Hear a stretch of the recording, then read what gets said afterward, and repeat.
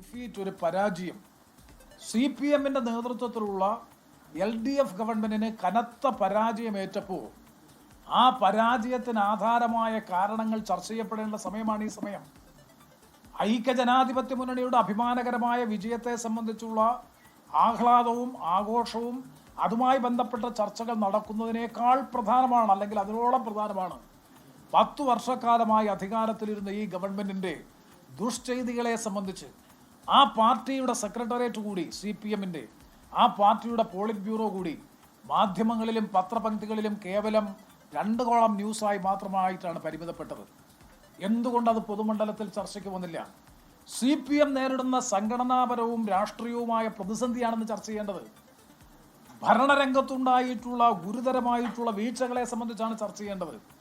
അപ്പോൾ CPMന്റെ പ്രതിലോഭകരമായ രാഷ്ട്രീയവും സംഘടനാപരവുമായിട്ടുള്ള അപജയത്തെ സംബന്ധിച്ച് ചർച്ച ചെയ്യേണ്ടുന്ന സമയത്ത്, അതുപോലെ ഗവൺമെന്റിന്റെ ജനവിരുദ്ധ നടപടികളും അഴിമതി ഉൾപ്പെടെയുള്ള സ്വജനപക്ഷപാതം ഉൾപ്പെടെയുള്ള 10 വർഷക്കാലത്തെ ദുർഭരണത്തിന്റെ ദുരന്താനുഭവങ്ങളെ സംബന്ധിച്ച് വിലയിരുത്തേണ്ടുന്ന സമയത്താണ് ഇവിടെ കേരളത്തിൽ UDF മുഖ്യമന്ത്രി സ്ഥാനത്തെ തെരഞ്ഞെടുപ്പുമായി ബന്ധപ്പെട്ടുകൊണ്ട് നിങ്ങൾ നേരത്തെ സൂചിപ്പിച്ചതുപോലെയുള്ള തർക്ക വിതർക്കങ്ങൾക്കും അതുപോലെയുള്ള ഒരുപാട് അനഭിലഷണീയമായ പ്രവണതകൾക്ക് നേതൃത്വം കൊടുക്കുന്നത്.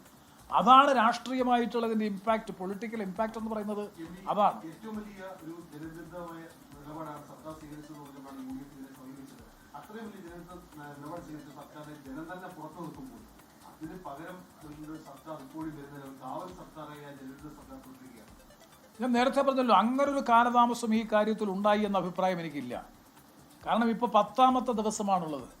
പ്രഖ്യാപിച്ചു കഴിഞ്ഞാൽ 2 ദിവസത്തിനുള്ളിൽ സത്യപ്രതിജ്ഞ ചെയ്ത് ഗവൺമെന്റ് അധികാരത്തിൽ വരാൻ കഴിയും. ഇതിനേക്കാൾ ഏറെ സമയമുണ്ടായിട്ടുള്ള നിരവധി അനുഭവങ്ങൾ വിവിധ സംസ്ഥാനങ്ങളിൽ ഉണ്ടായിട്ടുണ്ട്, ഇന്ത്യയിൽ തന്നെ ഉണ്ടായിട്ടുണ്ട്. ഇവിടെ പ്രശ്നം അതല്ല, ഇതിലുള്ള കാലതാമസമല്ല. പക്ഷേ ഈ മുഖ്യമന്ത്രിയുടെ തെരഞ്ഞെടുപ്പുമായി ബന്ധപ്പെട്ട് കേരളത്തിൻ്റെ പൊതുമണ്ഡലത്തിൽ ഉയർന്നു വരുന്ന ചർച്ചകൾ, അതിനെ തുടർന്നുണ്ടായിക്കൊണ്ടിരിക്കുന്ന വിഭാഗീയ പ്രവണതകൾ, ആരോപണ പ്രത്യാരോപണങ്ങൾ, സമൂഹ മാധ്യമങ്ങളിൽ അടക്കം നിറഞ്ഞു നിൽക്കുന്ന ആക്ഷേപങ്ങളും ആരോപണ പ്രത്യാരോപണങ്ങളും ഒക്കെ ഐക്യജനാധിപത്യ മുന്നണിയുടെ മഹിതമായ വിജയത്തിൻ്റെ തിളക്കം, ആ തിളക്കത്തെ പരിമിതപ്പെടുത്തുന്നു എന്ന സംശയമുണ്ടാകുന്നു. കാരണം ചേരിതിരിഞ്ഞ പ്രകടനങ്ങൾ നടത്തുക, ഇതുമായി ബന്ധപ്പെട്ട് ഓരോരുത്തരുടെയും അനുയായികൾ അവരവരുടേതായിട്ടുള്ള വ്യക്തിഗതമായിട്ടുള്ള പോസ്റ്ററുകൾ അച്ചടിച്ച് പ്രസിദ്ധീകരിക്കുക, ഫ്ലക്സ് ബോർഡുകൾ വെക്കുക, സമൂഹ മാധ്യമങ്ങളിൽ ആരോപണ പ്രത്യാപരണങ്ങൾക്ക് വഴിതെളിക്കുക തുടങ്ങിയിട്ടുള്ള കാര്യങ്ങൾ വളരെ ഐക്യത്തോടും കെട്ടുറപ്പോടും കൂടി മുന്നോട്ട് വന്ന ഒരു മുന്നണിയുടെ മുന്നോട്ടുള്ള പ്രയാണം, അതിശക്തമായിട്ടുള്ള ഒരു ടേക്ക് ഓഫ്, അതാണ് ഞാൻ സൂചിപ്പിച്ചത്, ഒരു ഗവൺമെന്റിന്റെ തിളക്കമാർന്ന ടേക്ക് ഓഫ്. ആ അവസരത്തിലാണ് ഇത്തരത്തിലുള്ള അനഭിലഷണീയമായ പ്രവണതകൾ കേരളത്തിൽ ചർച്ച ചെയ്യപ്പെടുന്നത്. അവിടെ ചർച്ച ചെയ്യേണ്ടത്, ഞാൻ ആവർത്തിച്ച് പറയുന്നു, കഴിഞ്ഞ ഗവൺമെന്റിന്റെ ഭരണത്തിന്റെ ആ ദുഷ്ചെയ്തികൾ, CPM നേരിടുന്ന രാഷ്ട്രീയവും സംഘടനാപരവുമായിട്ടുള്ള പ്രതിസന്ധി. കാരണം ഈ തെരഞ്ഞെടുപ്പ് പരാജയത്തിന്റെ ഉത്തരവാദിത്വമാർക്ക് എന്തുകൊണ്ട് കനത്ത പരാജയം, കണ്ണൂർ ജില്ലയിൽ ഉണ്ടായിട്ടുള്ള കനത്ത തിരിച്ചടി, പാർട്ടി സഖാക്കളും പാർട്ടി നേതാക്കൾ പോലും മാറി UDFന് അനുകൂലമായി വോട്ട് ചെയ്യാനിടയായിട്ടുള്ള രാഷ്ട്രീയ പശ്ചാത്തലം, ഇതൊക്കെ ചർച്ച ചെയ്യേണ്ടുന്ന സമയത്ത് നിർഭാഗ്യവശാൽ ഇതിലേക്ക് ചർച്ച ഫോക്കസ് ചെയ്തു എന്ന് പറയുന്നത് ഐക്യജനാധിപത്യ മുന്നണിക്കുള്ള ലഭിക്കുന്ന, അല്ലെങ്കിൽ പൊതു സമൂഹത്തിന് ലഭിക്കേണ്ടുന്ന ഒരു നല്ല രാഷ്ട്രീയ സന്ദർഭത്തെ ഇല്ലാതാക്കാൻ സഹായകരമായി എന്നുള്ളതാണ് വസ്തുത.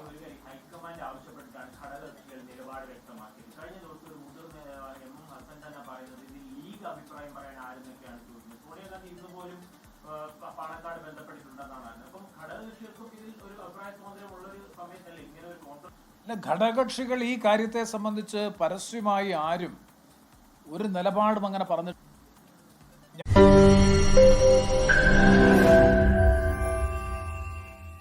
ലോകത്തെവിടെയായാലും ഏത് സമയത്തും 24 വാർത്തകളും ഓഗ്മെന്റഡ് റിയാലിറ്റി പാക്കേജുകളും എക്സ്പ്ലെയിനറുകളും വിശദമായി കാണാൻ ഞങ്ങളുടെ YouTube ചാനൽ നിങ്ങൾക്ക് സബ്സ്ക്രൈബ് ചെയ്യാം.